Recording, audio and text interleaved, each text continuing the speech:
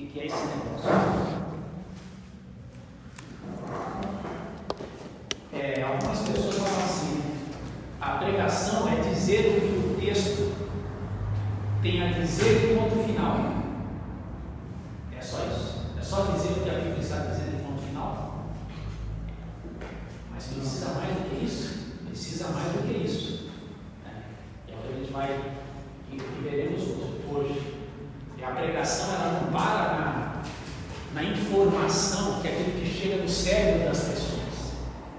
Porque as pessoas, nós não temos apenas cérebro, a gente tem também aqui no coração. Então a pregação é de passar e alcançar as emoções da pessoa. Obviamente ela vai entender aquilo que ela está sentindo, para depois o comportamento dela mudar. Então a pregação ela visa uma mudança no comportamento. Visa uma mudança no comportamento. O que Deus quer fazer na vida das pessoas através dessa pregação?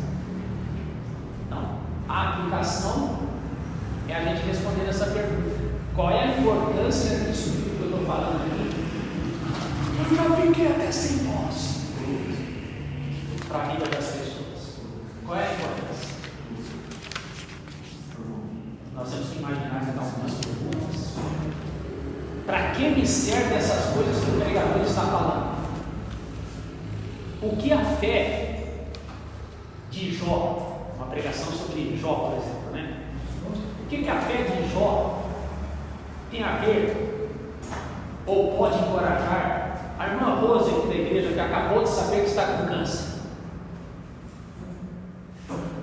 Como o consolo do Salmo 23 fala a dor da Margarete, que está sentindo uma dor profunda depois de ter perdido o seu filho. Então, quando a gente prepara uma pregação, eu chamo isso de hermenêutica dos meus ouvidos. Eu começo a interpretar aqueles que vão me ouvir. Quais são as perguntas que eles estarão fazendo? Porque é fácil falar para as pessoas assim: a gente tem que perdoar, está aqui na Bíblia. Aí a gente fica aula para casar, a gente deu aula para casar há 4 anos, projeto de ter na igreja. E um dia eu fui pensar sobre isso, falei: ao invés de só falar, tem que pensar bloqueios, dificuldades para perdoar. Foi uma aula tão boa. Eu pensei em perguntas que alguns dos meus alunos, casais, poderiam estar fazendo. Em que a fé de Abraão, o Clementino? O senhor pregou um sermão bonito aí sobre Abraão. Eu me senti pequeno, tá? Quando comparava a Abraão. Mas é bonito. Deus abençoou ele. Eu gostaria de ter um pouquinho dessa fé de Abraão. Mas em que a fé de Abraão pode me ajudar? Que eu estou desempregado há 2 anos, só conta chegando para pagar. Perdi minha autoestima. A isso tudo, as respostas a essas perguntas, nós damos esse nome de aplicação. Se a pregação não servir para alguma coisa prática na minha vida, na nossa vida, ela é descartável. Pode jogar fora. Ela é descartável. Ela foi um bonito discurso, até algumas coisas legais aí que a hora passou, mas nem percebi. Mas se não serviu para colocar em prática, ela é descartável. Então, é óbvio que é só o Espírito Santo. Nós temos o poder do Espírito Santo, né, para fazer essa obra no coração das pessoas que vão nos ouvir. Ocorre que eu e você somos esse instrumento. Então a gente tem que se preparar da melhor maneira, com todas as nossas limitações, que eu tenho consciência dela. Domingo eu prego na minha igreja, a gente não tem séries, é só a cada 3 meses. Domingo é encerramento de uma série, Ídolos do Coração.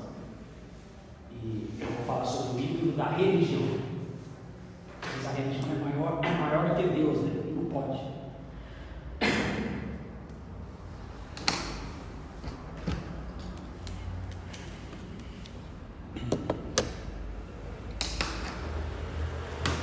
O velho Spurgeon, que a gente já aprendeu sobre algumas coisas, ele dizia que o sermão começa quando a aplicação começa. Ou seja, tudo é teoria, até eu ver aquilo que está sendo dito. dito se tornando prático na minha vida. Foi dada uma receita de bolo. Uma coisa é dar a receita de bolo, né? Você tem que perdoar, você tem que fazer isso, você tem que ter fé, etc. Agora, outra coisa é pegar os ingredientes e colocar para que a pessoa veja. Isso é aplicação. Então, veja a importância da aplicação. O sermão só começa quando tem aplicação. Alguns pregadores só fazem a aplicação no final do sermão. Não está errado. A conclusão precisa ter uma aplicação. Agora é o momento de nós, como ouvintes da palavra, que inclui o pregador, darmos uma resposta para esse texto bíblico, né? Então, na conclusão tem que ter aplicação. Falei tudo isso aqui para vocês me ouviram aqui por 50 minutos por causa disso. Deus espera isso de nós. Achei até legal a aplicação que o meu pastor fez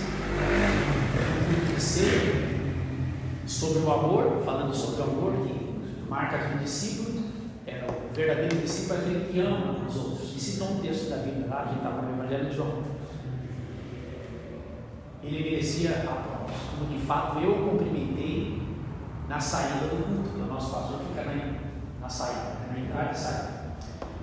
Porque ele pegou 3 bloquinhos de ações possíveis pelas quais a gente poderia escolher para praticar aquele sermão. Então ele pegou lá, chamou 3 voluntários, cada um tinha essas 3 tarefas. Ele falou: essa primeira pessoa aqui se você quer dedicar essa semana pelo menos 5 minutos de oração por alguém da igreja, você vem aqui, pega um papelzinho para essa pessoa. O papelzinho dizia isso: eu me comprometo durante essa semana a orar 5 minutos por. Aí você vai pegar esse papelzinho e você vai entregar para alguém. Segundo papelzinho, se você quer fazer um ato de serviço para alguém, se você, nesse momento, Deus mostra para você alguma pessoa da igreja, uma viúvinha, um idoso, sei lá, alguém que está com alguma dificuldade, aí você entende que pode ser bênção para essa pessoa. Talvez escutando ela, fazendo uma ligação para ela, escutando ela, ouvindo ela. Então, se você não quer orar, mas quer fazer esse ato de serviço, e uma terceira que eu não lembro. Então, olha que sermão prático, certo? Tudo era teoria. A gente tem que amar uns aos outros, lamber uns aos outros, mas na hora que ele dá a tarefa, aquilo se torna prático. Aquele texto da Bíblia se tornou visível.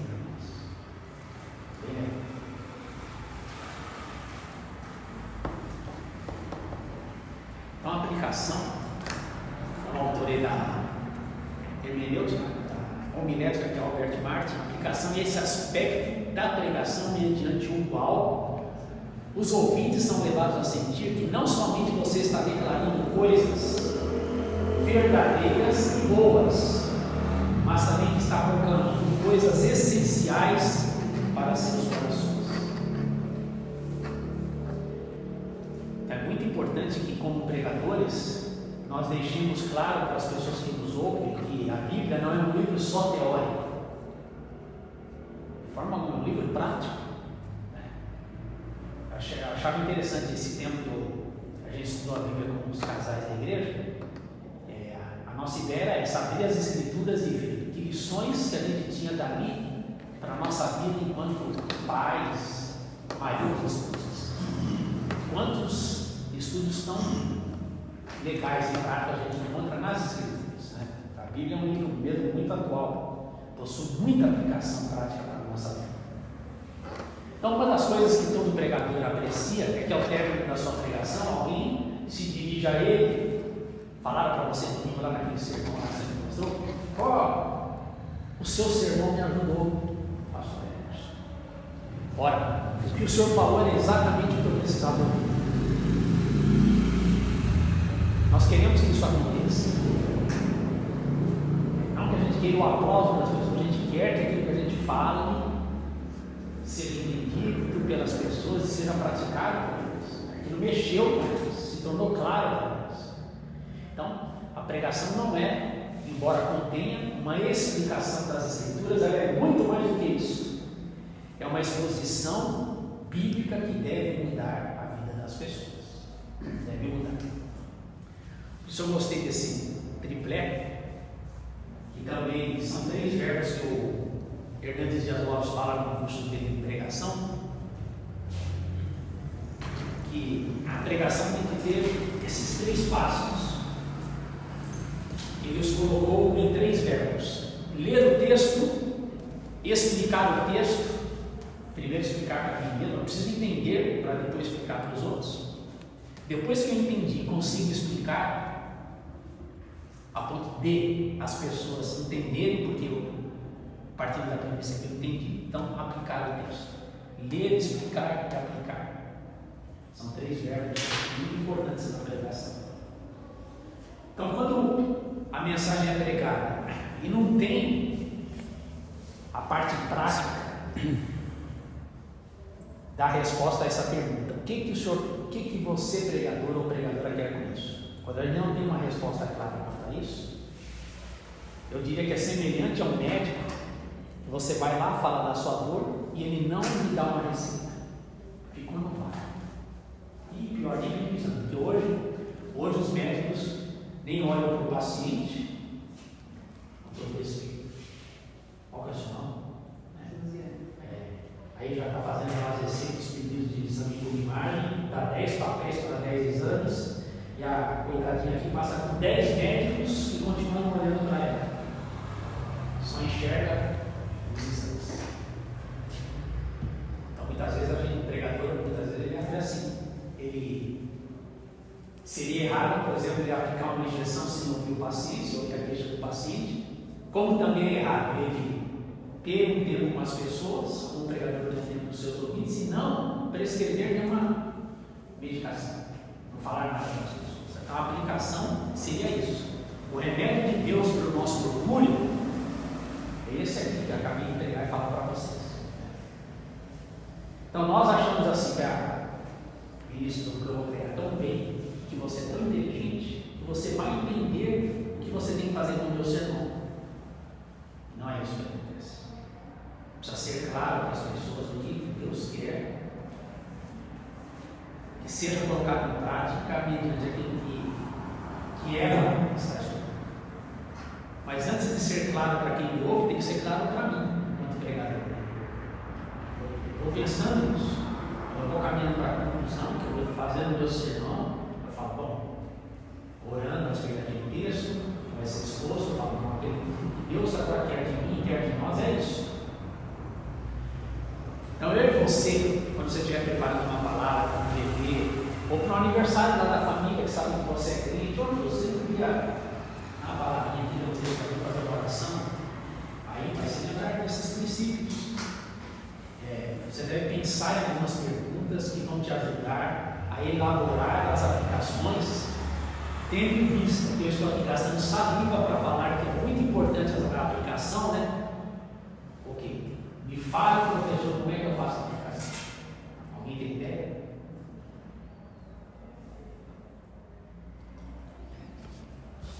Perguntas, sempre fazer perguntas. Fiz uma colinha para vocês aqui. Então eu estou preparando o sermão e estou com alguma coisa aqui do lado para escrever no próprio rascunho ou escrever no próprio notebook, né? Eu vou fazendo essas perguntas na medida que não é, gente, isso aqui se torna tão prático. É igual quando a gente conversa com o paciente, a gente tem as perguntas chatas, mas a gente vai aprendendo tanto que vai se tornando espontânea essa conversa. Então eu também converso com o texto, à medida que eu estou lendo. Mais ou menos isso, essa passagem. Por que essa passagem da Bíblia é importante para mim? Porque eu escolhi ela para pregar, Deus falou no meu coração, mas por que ela é importante? O que eu devo fazer em relação a isso hoje? Quando eu leio assim a Bíblia pela manhã, sempre tem meus lápis de cor que eu vou pintando. A Bíblia que são os textos que falaram ao meu coração, né? Até para destacar uma outra vez que eu vou fazer uma leitura, aquilo lá vai ficar destacado, né, para mim. Então, que decisões eu deveria tomar agora diante dessa verdade bíblica? O que essa passagem ensina sobre Deus, sobre Jesus, sobre o Espírito Santo, sobre o controle de Deus, os atributos de Deus, o amor de Deus, a bondade dele, o controle dele? E que pecados essa passagem bíblica corrige em mim? ela está me corrigindo de algum pecado, de algum orgulho que eu tenho. É que promessas ela faz a mim e às pessoas. Então são perguntas que a gente vai fazendo, e estamos preparando essa pregação com o texto da Bíblia dentro dos nossos olhos, e a gente vai começando a escrever essas aplicações. Eu prefiro fazer aplicações em várias partes do sermão. Às vezes eu começo já na introdução fazendo uma aplicação. Sei lá, se eu vou contar uma ilustração, fazer uma pergunta, eu já falo, nós veremos nessa noite por que esse texto da Bíblia tem uma promessa de Deus tão grandiosa para nós, para os nossos tempos sombrios. Já estou fazendo uma aplicação. Esse texto tem uma resposta para perguntas que nós fazemos. Então, às vezes na introdução, muitas vezes durante a própria exposição, nas divisões do sermão, já vamos fazer algumas aplicações e no final eu vou recapitular algumas delas. Mas eu não preciso deixar isso só no final. Como eu falei, tem pregadores que são estilos diferentes, deixam a aplicação só para o final. Meu estilo eu vou fazendo, porque eu gosto de ser prático. Né? À medida que eu vou falando, eu já vou trazendo questões práticas para nós.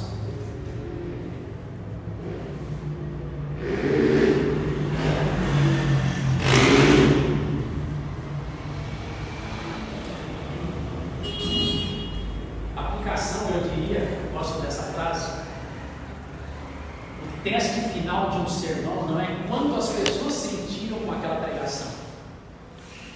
A grande pergunta é: a verdade pregada se tornou uma verdade praticada por elas? Então, essa imagem nos lembra isso. Construa uma ponte entre o mundo da Bíblia, uma frase que eu já disse aqui na aula para vocês, e o mundo de seus ouvintes de hoje. O mundo da Bíblia é o mundo dos seus ouvintes de hoje. Que é pensar naquelas questões que eu falei sobre fé, que tem que ter fé, mas aí eu vou pensando em pessoas na minha igreja. Para que aquele sermão não vire um fardo para elas, você tem que ter fé.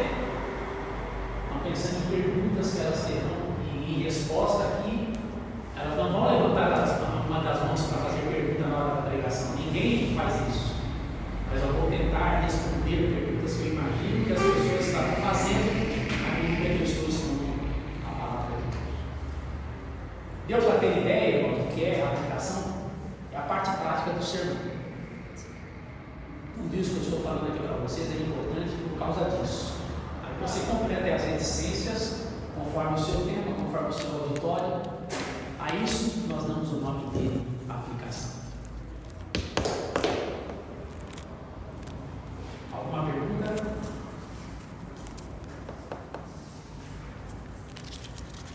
Então vamos dar um passo a mais. Vamos falar das ilustrações. As ilustrações são para um sermão, assim como as janelas aqui, ó, são para a casa, ou a janela da sua casa, ou a janela do seu apartamento. Permite a entrada de luz. A ilustração é isso. Tá? Aquilo que a pessoa não está entendendo é como que é isso? Como que é esse negócio da Trindade? Sabe explicar? Aí a gente tenta usar uma metáfora. Né? Ó, lembra lá da sua aula de química? A água tem um estado sólido, líquido e gasoso. Agora parece que inventaram outro estado, tem descobrir. Não me lembro qual é. Você que é estudante, qual é? Sólido, líquido e gasoso. É diferente, mas ao mesmo tempo é a mesma essência que a água. Não é? Como eu sou das antigas, não vou nem perguntar para a Júlia, mas tinha um aparelho 3 em 1. Fala aí, eu tive. Você teve? O aparelho 3 em 1 tocava disco, tocava fita, cassete e gravava. Tinha um gravador. Ele chamava aparelho 3 em 1. Tinha 3 funções, mas era um aparelho só. Para explicar a verdade, né? Estou dando um exemplo. Porque às vezes a gente usa. É uma ilustração. Eu fiz essa comparação da fé, numa das aulas anteriores, com o Wi-Fi. É algo que eu não vejo como o Wi-Fi, mas que produz resultados. Ok, vamos falar um pouquinho sobre a ilustração, ela tem como objetivo ajudar a explicar ou trazer clareza ou claridade para o texto, para torná-lo mais claro. No exercício que nós fizemos no Sermão da Montanha, e quando a gente lê os evangelhos, nós vemos que Jesus ensinou sobre construir casa, fazer uma coisa que a Josi gosta bastante, que é levedar massa. Jesus falou sobre isso. Você põe o fermento numa massa, daqui a pouco ela cresce. Jesus falou sobre o grão de mostarda. Jesus falou sobre traças que roem roupa. Jesus falou sobre o vinho sendo fermentado. Jesus falou de ladrões que entram nas casas. E um dia, quando perguntaram para Jesus assim, Senhor, quem que é o maiorzão no reino dos céus? O que ele fez? Chamou uma criança para ilustrar o seu ensino. Está vendo essa criança aqui? Aí Jesus contou lá a sua história. Jesus usou a figura lá de alguém varrendo casa, de lâmpadas sendo acesas, de cães comendo debaixo da mesa. O meu faz isso até hoje. Aquela disciplina para não deixar cair uma casquinha de pão. Né? Então Jesus falou sobre tudo isso, crianças brincando, festas, casamentos. Então Jesus veio do céu, mas viveu aqui na terra, e ele conversou com homens e mulheres, usando objetos para ilustrar o seu ensino, para que as pessoas pudessem entender de uma maneira melhor.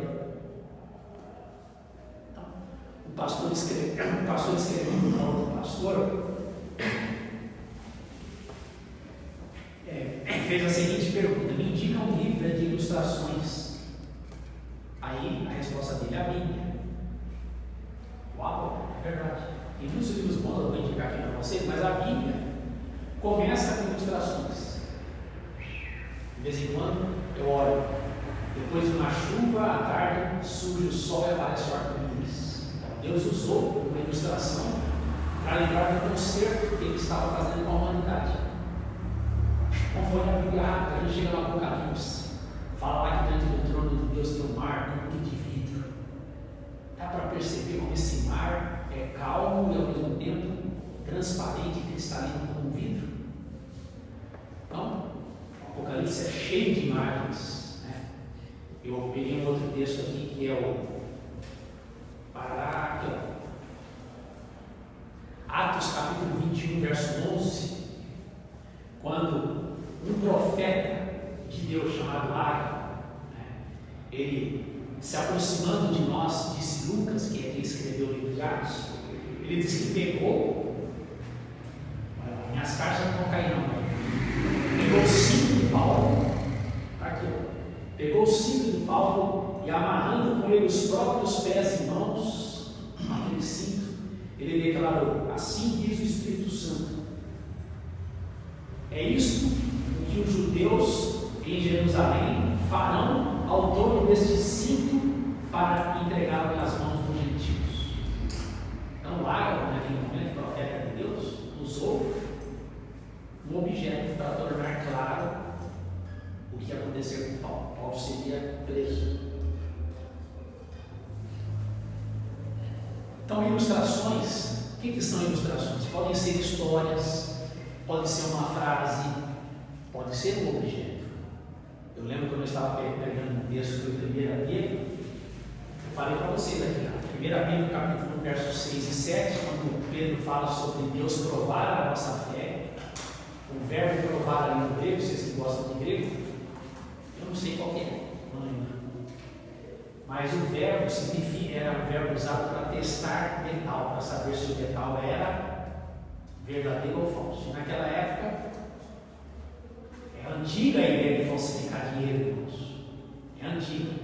Então, para saber se aquilo era do Banco Central de Roma, aquela moeda, né? Então, algumas pessoas tentavam falsificar o dinheiro. Para saber se o metal que era mesmo ouro, se era prata. Alguns especialistas conheciam pelo ouvido. Pelo ouvido. Então, jogavam o metal no chão. Quando eu estava pregando sobre isso na minha igreja, o púlpito da igreja tem um batistério e tal, mas não. Tinha uma parte de carpete e uma parte que não tinha carpete. Nosso livro antigo, eu joguei a moeda no assoalho, colocando o microfone perto, que era para as pessoas ouvirem. Então, usando essa metáfora.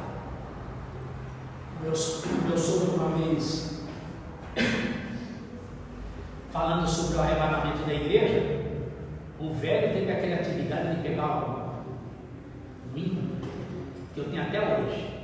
Esse imã é tão poderoso que ele precisa estar enrolado no filtro, que ele está na minha caixa de ferramentas. Senão, se eu estiver dormindo, acontece um barulho lá no meio da caixa de ferramentas, eu vou ter que pensar que aquele barulho, que é um imã forte. E ele então espalhou as coisas assim no púlpito, alguns metais, alguns objetos de plástico pequeno. Ele falou: no arrebatamento vai ser como isso, vai aproximando assim, pá, tudo que é metal subiu, né? Foi só glória a Deus, meus irmãos. Ele falou: assim vai ser na Europa do Tessalonicenses. Então, o objeto. Eu lembro que numa pregação, uma pessoa pegou um jarro com água falando da transformação que Cristo faz na nossa vida. E pegou aquele jarro de água e despejou no outro jarro que tinha uma mágica, né? No fundo dele tinha um pozinho de tanque, e jogou lá, porque ele estava usando João capítulo 2, sobre Jesus transformado em vinho, e jogou água lá naquele outro jarro e a água virou vinho. Então usou um objeto.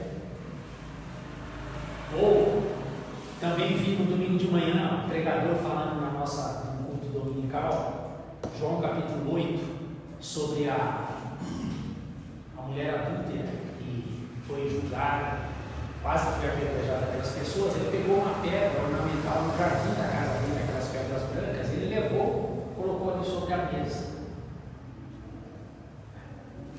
Então, objetos podem ser usados para ilustrar. Eu já usei até uma machado aqui para falar com os pastores uma vez, um texto.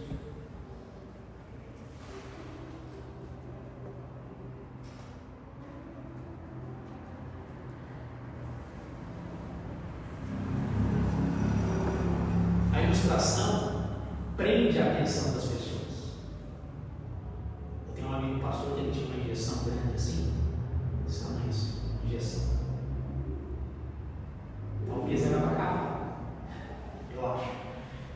E o cara aterrorizava as crianças da igreja: se vocês ficarem bagunçando aqui, eu vou dar uma injeção em vocês. Não, era mostrar que aquele objeto era o evangelho do terror. Na minha igreja todo mundo fica quieto, mas ele olha o que tem aqui dentro do culto, também mostrava a injeção para todo mundo. O objeto atrai a atenção, desperta a atenção. O Vinícius deve se lembrar, porque ele deu esse livro. Você leu dele ou você leu? Você leu um pouco, mas na metade. Eu também não li inteiro, quase tudo. A parte da igreja. Não sei se você lembra dessa história.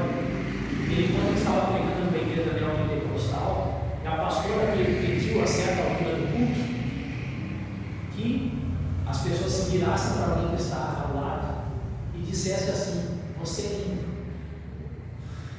Detesto essas coisas, sabe?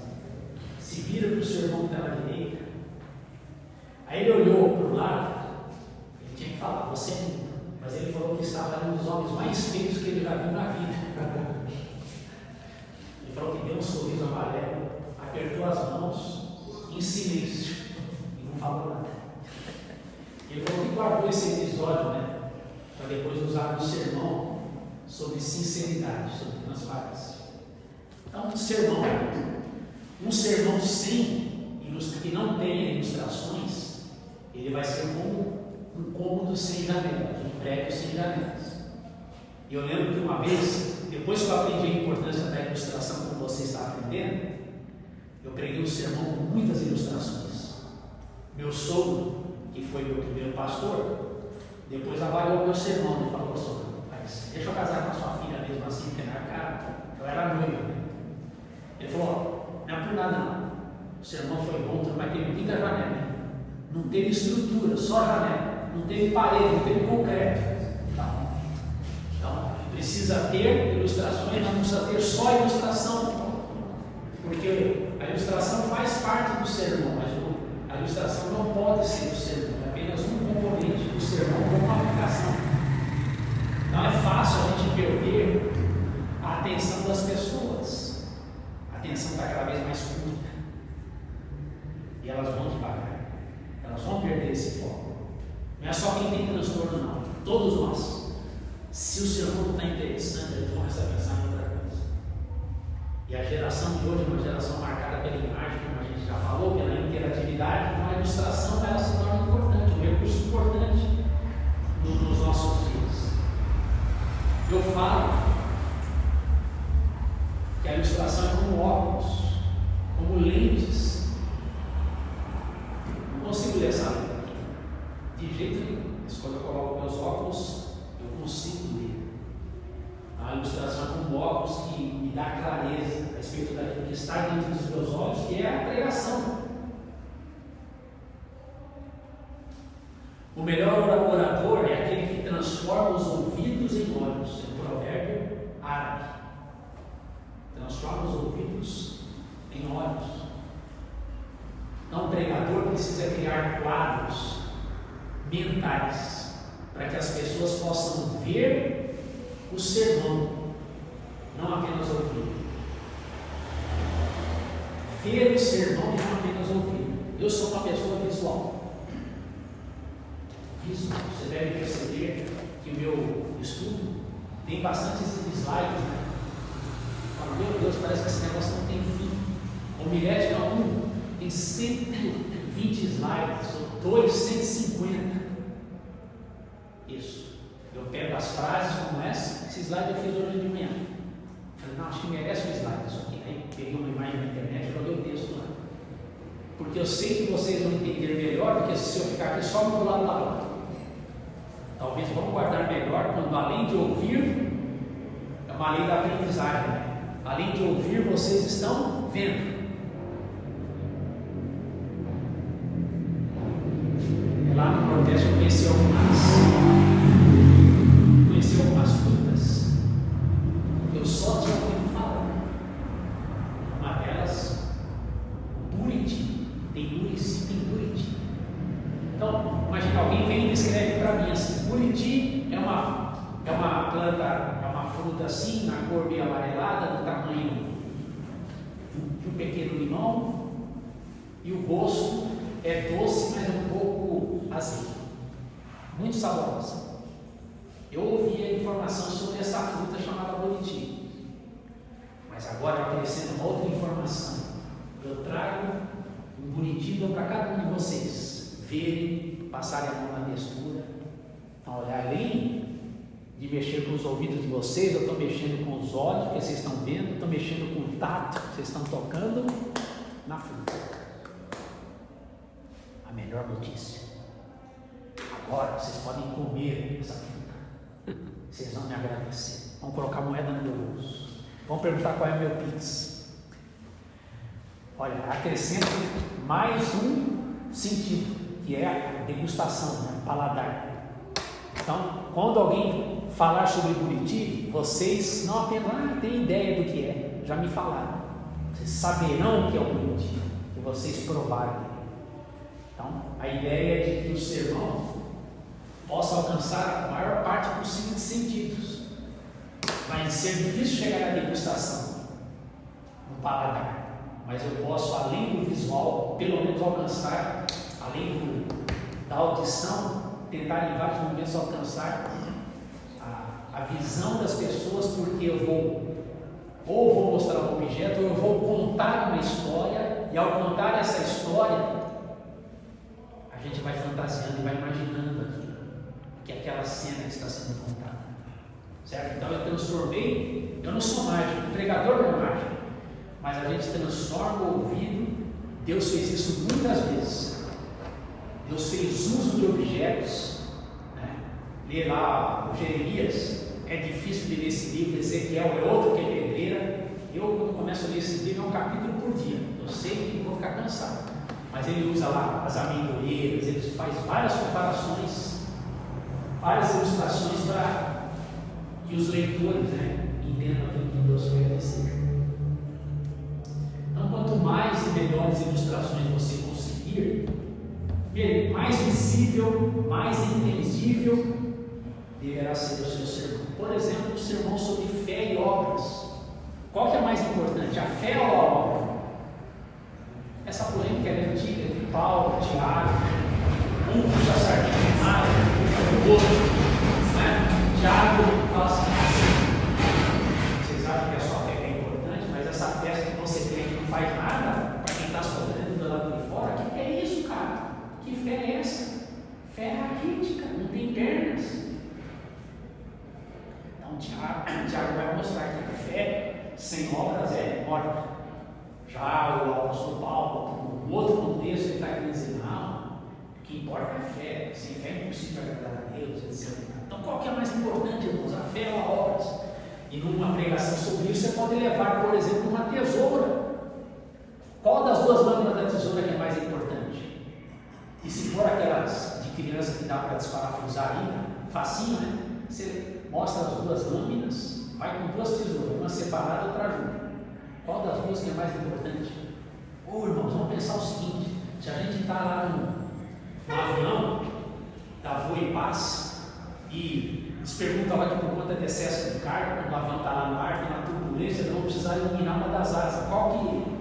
Vamos fazer uma votação rápida, eliminar a asa da direita ou da esquerda? É possível? Não é, porque precisa das duas asas. Então, precisa das duas lâminas da tesoura. A fé e obras têm que caminhar junto. Não dá para você cortar um pedaço de papel, né? Uma boa tesoura se você não tiver duas lâminas. Então, são exemplos assim, né? Agora uma ilustração.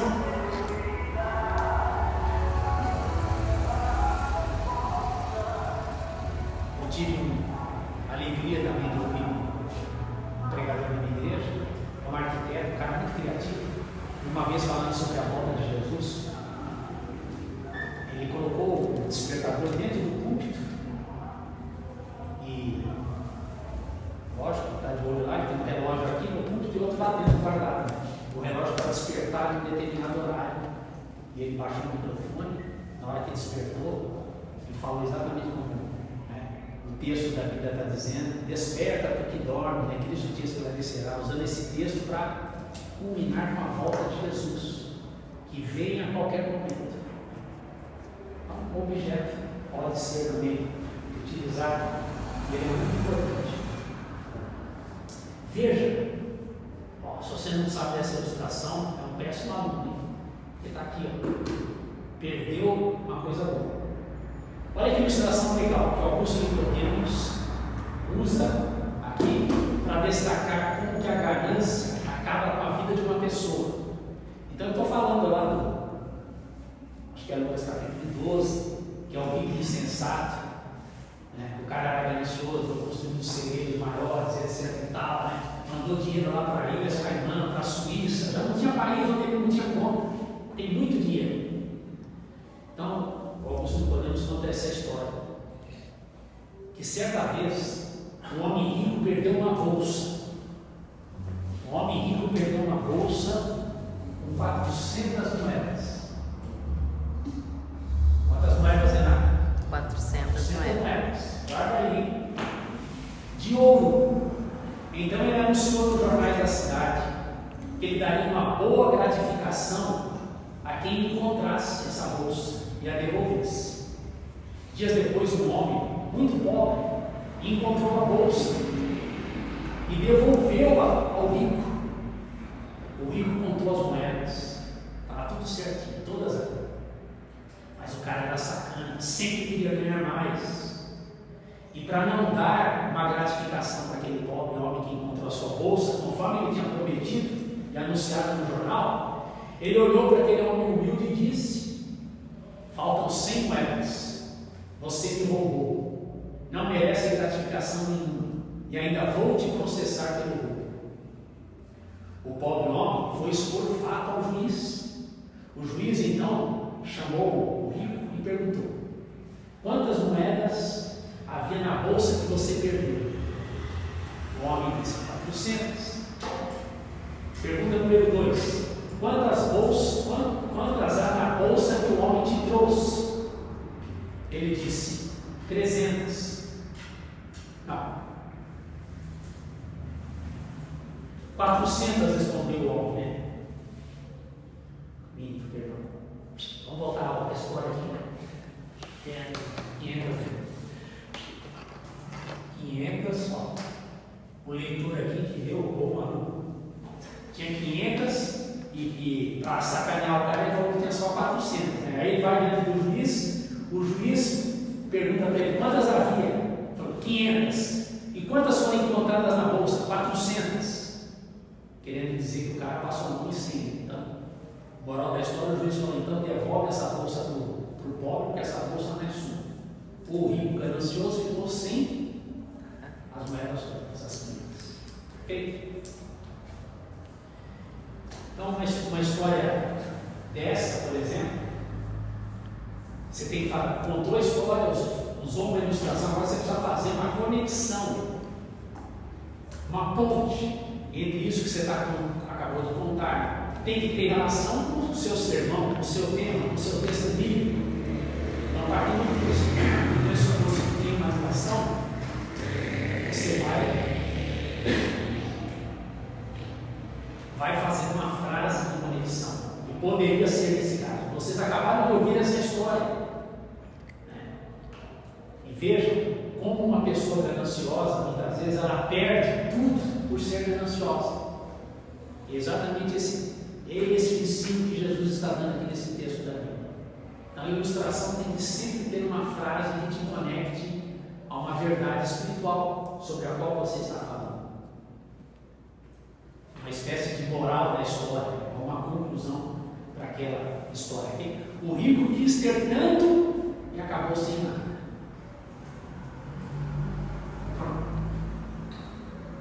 Vamos pegar um site aqui que eu vou mostrar para vocês.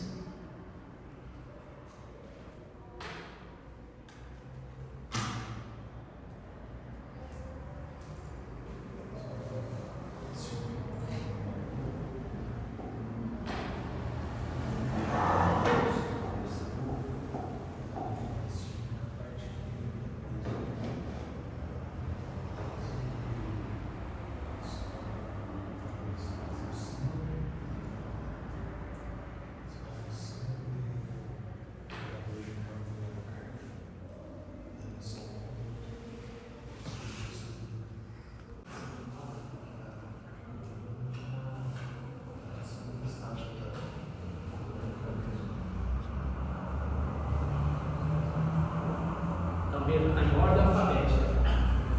O sermão que você vai pregar é fácil. Qual que é o tema? Se você fosse resumir o sermão numa palavra, qual seria essa palavra? Lembra? É o tema. O título é o nome que você dá para esse tema, para esse sermão. Né? Ó, em ordem alfabética, olha quantas ilustrações.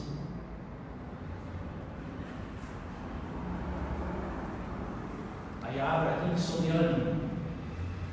Tem várias histórias aqui sobre ânimo. A derrota do Monte Everest, Hiroshima, ilustração para sermão numa corda só, entusiasmo pela vitória, jamais se apagará, varrendo as dificuldades, não te fugir, não descansemos de fazer o bem, o canguru que saltava para trás, refeições no céu, use toda a sua força. Dá trabalho encontrar uma boa ilustração, nem sempre a gente vai encontrar. Às vezes é difícil ter exatamente aquela que casa, né? Mas é uma atividade que vale a pena. O meu professor de pregação por ocasião especial, que foi o pastor Batista, ele disse que estava de férias e foi para uma igreja. O pastor de férias visita outra igreja, não da própria denominação, porque todo mundo conhece ele. Então, ele foi na igreja presbiteriana, ouviu um pregador presbiteriano muito conhecido em São Paulo, não é de agora, em décadas anteriores. Ele falou, cara, naquele vídeo o cara foi tão infeliz na pregação dele, a única coisa que eu saí de lá foi a ilustração do balaio. Falou, aquela eu nunca vou esquecer. Eu saí do balaio, só do balaio, pregação. Então a gente guarda uma história, e às vezes isso pode acontecer com a gente. O sermão não foi bom, mas as pessoas guardaram uma coisa do sermão que é exatamente a ilustração. Então vale a pena buscar uma ilustração. Está aí o site.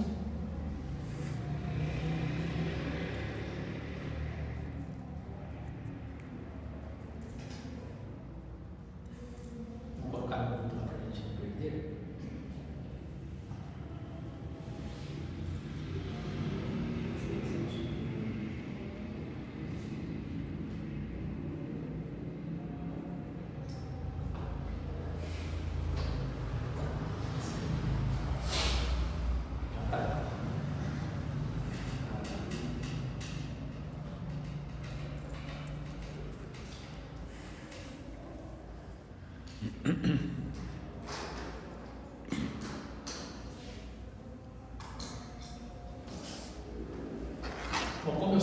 antigas. Eu não tenho mais esses livros, mas foram livros que eu falo de ilustrações. Às vezes a gente acha cedo, eu achei na estante virtual, mas como eu já vi os livros, eu tenho no próprio computador uma pasta sobre ilustrações com ordem alfabética, que são as minhas ilustrações. E no tempo que não tinha esses livros que a gente tem hoje, eu mandava por e-mail para alguns colegas essas ilustrações. Foi interessante. Numa visita que eu fiz à nossa igreja em Aragoinhas, na Bahia, 1 hora de Salvador para lá, e um amigo meu que é professor, ele falou, olha, ele pegou uma pasta daquelas de coral, falou, tá aqui as ilustrações que você me manda por e-mail, imprimi-as, eu as imprimi todas e coloquei aqui dentro. Ele fez um arquivo, eu também tenho isso no computador, né? Então hoje tem site, na internet é fácil, né? Mas eu usei muito esses 2 livros, Novo Tesouro de Ilustrações, depois teve o volume 2 também, a CPAD tem um livro de ilustrações também, eu não li, mas eu sei que tem, e Conta Outra, foi um livro que eu li viajando para Florianópolis no ônibus, deu para ler na ida, são 12 horas de viagem, foi um livro que eu li, Histórias para Sermões e Estudos Criativos. É um livro que já não é mais complicado, já mudou a capa, tem outras 2 capas, mas já não é mais complicado. Mas quem encontrar na internet tem boas histórias. Pastor, se o senhor puxar um pouquinho para frente o suportinho. Isso é menor?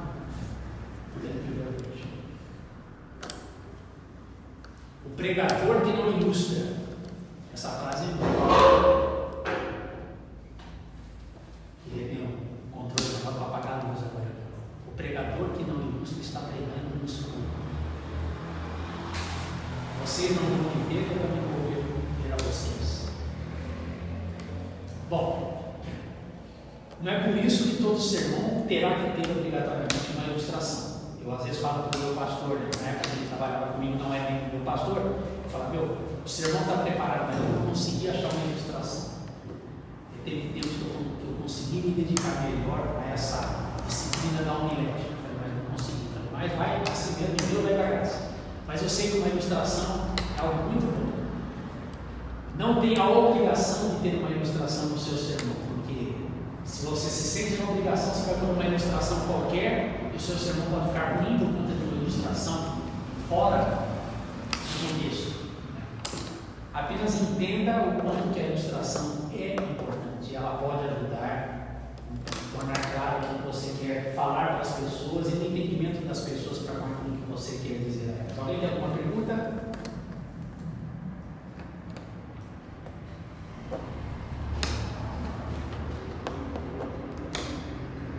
Tem um livro também que é de frases. Acho que eram 7.000 frases para ilustrar sermões e também por tópico. Eu também usava frases. Então, sobre os fé e óbvio, aí eu ia lá no índice e pegava uma frase. Isso aí hoje na internet é tão fácil que dispensa muitas vezes a gente precisar comprar. Perguntas até aqui para a gente ir para o próximo tópico: a aplicação e ilustração.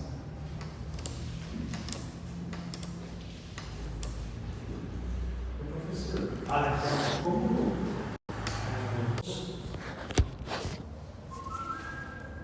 aqui está o meu esboço.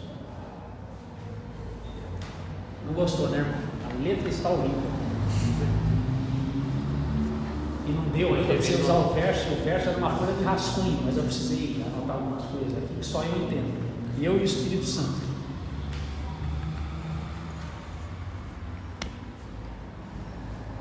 Então tá aqui. Sei lá, eu por algum motivo, às vezes eu deixo na Bíblia, porque não vou levar meu aparelho lá na igreja do Zetinho, se eu não fui convidado para pregar. Não vou levar meu aparelho na igreja do Zetinho, certo?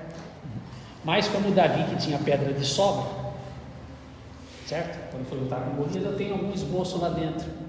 Eu falo, Deus, se tiver que socorrer, é melhor ter alguma coisa aí e pedir misericórdia do Senhor para abençoar. Então eu já tenho algum esboço. Esse aqui é um deles que eu tive que fazer por uma situação dessa aí de emergência.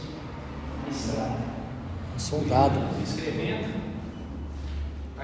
Soldado. Esse aqui é um esboço. E é o que vocês vão fazer. Melhor que o meu. Já não é uma coisa boa, vocês vão fazer um esboço melhor do que o professor, né? Esse aqui está horrível, só eu entendo. Se eu der para você, não vai sair nada, irmão. É hebraico e grego. Aí você vai falar, isso aqui, o sermão do professor estava horrível. Estava em grego.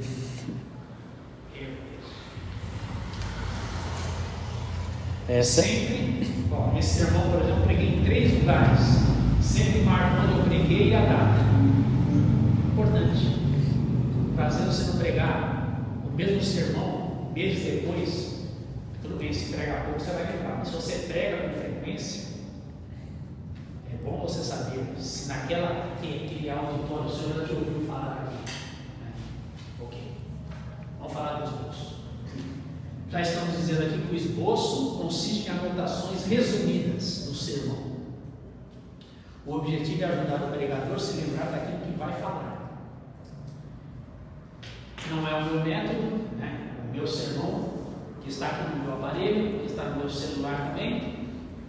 Porque às vezes eu estou com o celular e surge um imprevisto, eu tenho alguns sermões aqui. Ele está escrito na íntegra. Eu tive o trabalho de escrever. Então, o esboço seria o que eu escrevi, que é o sermão escrito, agora resumido em poucas frases. Entendeu isso? E aí, quando você, naquele sermão da semana, você leu tantas vezes, orou sobre aquele sermão, que eu tiro um tempo, acordo mais cedo para orar sobre aquele sermão, né? E aí, então, eu fiz um resumo do sermão. Então, esse resumo pode estar dentro da Bíblia. Colocado dentro da Bíblia, né? Preferencialmente, meus irmãos queridos, com clipes. Eu estava ouvindo esse dia meu sogro e o vento quase levou uma folha dele. E tem aquela história lá que conta, né, que o cara estava pregando perto de o púlpito era perto de uma janela e vento, aí o cara pregando falou, bom, o terceiro, aí uma folha escapou, voou para fora da igreja, né? Falou, bom, o terceiro ponto foi para lá, vamos para o quarto, porque o terceiro já voou pela janela. E eu indo lá para Florianópolis, ia fazer um casamento, e no caminho, acho que deve dar umas 12 horas de carro, eu falei para minha esposa, agora você pega o carro, a gente, os dois dirigem, ok? Vou para o lado da frente do passageiro, né? Falei, agora deixa eu rever aqui minhas anotações da cerimônia, ia fazer a cerimônia, a pregação. Ela baixou o vidro elétrico, o sermão saiu, bateu no teto do carro. Graças a Deus, está aqui o meu sermão. Falei, não abra mais um vídeo sem falar. Então, para não ter esse tipo de coisa, usa clips. Então, nesse caso aqui, o meu esboço teve uma folha só, mas poderia ter várias. Eu já tive sermões que tinham várias folhas. Está lá, não tem problema. Não fique com receio de que as pessoas estejam pensando em você, está colando, deixa o orgulho de lado, pregue no seu estilo, né? O mesmo Deus que dá na hora, pode dar antes. Você quer não esquecer e tornar claro para as pessoas aquilo que Deus deu para você. Então, o esboço, esse rascunho, eu vou dar um presente para vocês levarem, para ficarem com vocês, que é o esqueleto de um esboço para vocês preencherem. Vai passar por papel esse rascunho. Antigamente, eu sou das antigas, 62. Agora, confessa aqui, quem que já teve aquele guia 4 rodas, que a Bíblia era a Bíblia do trânsito com os mapas? Confessa aí. Guia 4 rodas. Só eu? Só. Jesus. Você para mim não? O guia 4 rodas era um guia com mapas, um pouco mais maior que isso e um pouco mais largo. A gente comprava na banca de jornal e ele era um guia, como o nome já diz. Então, você em uma determinada rua de São Paulo, ele tem um índice, travessa tal. Em tudo que era travessa tal da cidade de São Paulo aparecia ali. E aí acrescentava o bairro. Aí então, atravessa tal bairro, ele dava a página do guia. Aí a gente ia lá naquela página, começava a ler o mapa, e ele dizia onde continuava aquele mapa. Nem sempre era na página seguinte, mas geralmente era. Bom, a gente fazia isso, olhava mais ou menos o que era, ali na Avenida Paulista de São Paulo, eu pego a travessa tal. Então o que a gente fazia? Fazia um esboço, fazia um rascunho. Ah, vou chegar lá na Avenida, eu já sei até a Avenida Paulista, começa por aí. Da minha cidade até o centro de São Paulo são 28 quilômetros.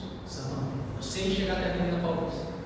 Mas agora tem que fazer umas viagens por lá. Então, chegando na Avenida Paulista, qual é a rua que eu tenho que pegar?